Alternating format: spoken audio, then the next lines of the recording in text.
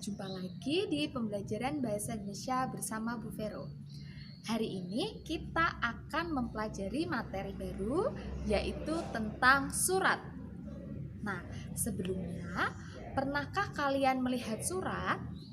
Tentu pernah ya. Nah, apakah kalian pernah menulis surat?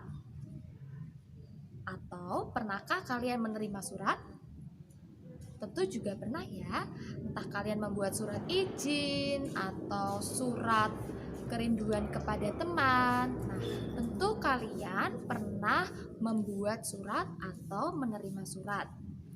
Nah, sebetulnya apa itu surat?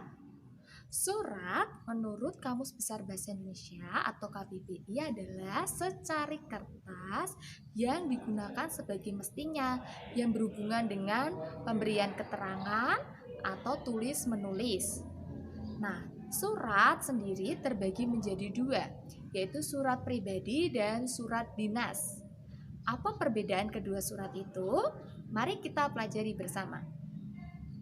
Nah, kita mulai dari yang pertama, yaitu surat pribadi. Surat pribadi adalah surat yang berisi kepentingan-kepentingan pribadi, artinya suratnya tidak resmi dan berisi permasalahan pribadi. Bahasa yang digunakan adalah bahasa yang santai dan rileks, tetapi tetap memperhatikan etika dan kesopanan.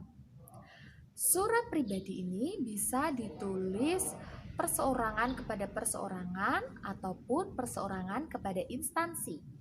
Contoh dari surat pribadi perseorangan ke perseorangan adalah surat menyatakan kerinduan kepada teman atau surat bertukar kabar kepada kerabat. Nah, sedangkan surat pribadi ke instansi adalah surat izin tidak masuk sekolah. Jadi, cukup jelas ya apa itu surat pribadi? Kalau jelas, kita masuk ke bagian yang kedua, yaitu surat dinas.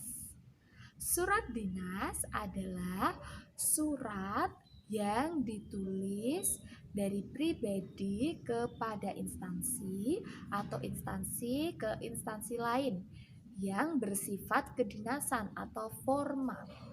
Jadi surat yang ditulis menggunakan bahasa baku bahasa Indonesia, menggunakan tata bahasa yang jelas, lalu mengikuti pola-pola penulisan surat resmi. Nah, tentu surat dinas tidak menggunakan bahasa yang bertele-tele, jadi langsung kepada intinya sesuai dengan penulisan yang sudah ditetapkan. Contoh dari surat dinas ini adalah surat jual beli, surat hubungan kerja, dan surat perjanjian kerjasama hutang piutang. Masih banyak lagi contoh surat kedinasan lain, silakan kalian boleh mencari di berbagai sumber. Tapi yang jelas, surat itu terbagi menjadi dua, yaitu surat pribadi dan surat dinas. Surat pribadi yang berhubungan dengan persoalan pribadi, sedangkan surat dinas yang berkaitan dengan kepentingan umum atau instansi. Cukup jelas ya? Kalau jelas, kita masuk ke bab selanjutnya. Nah, kalau kalian sudah jelas, silakan perhatikan contoh yang sudah ada di modul kalian. Kalau kalian memperhatikan di halaman tersebut, kalian sudah mendapati contoh dua surat, baik surat pribadi maupun surat dinas. Nah, kalau kalian memperhatikan secara bentuknya dulu, tentu itu berbeda ya. Kalau surat pribadi itu langsung bentuknya paragraf bercerita. Nah, sedangkan kalau surat dinas atau surat resmi ada tahap-tahapannya. Mulai dari kepala suratnya dulu, lalu ada tanggal, lalu ada bab perihal, isi, lalu penutup dan siapa penulisnya.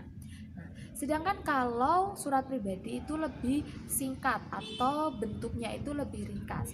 Hanya perlu ada nama pengirim, ada tanggal, lalu ceritanya seperti apa atau isinya, dan diakhiri dengan salam penutup lalu nama pengirimnya. Kita akan ulas lebih dalam nanti di bagian struktur surat. Nah, tetapi di awal ini setidaknya kalian sudah mengetahui contoh dari dua surat yang akan kita pelajari lebih lanjut. Cukup jelas ya? Nah, kalau jelas, kalian juga bisa melihat isinya secara keseluruhan. Tentu, kepentingannya dari masing-masing surat berbeda. Yang surat pertama hanya berisi saling bertukar kabar, sedangkan surat yang kedua itu berhubungan dengan instansi atau pengumuman sekolah. Kalau sudah jelas, Bu Vero akan mengakhiri pembelajaran kita hari ini.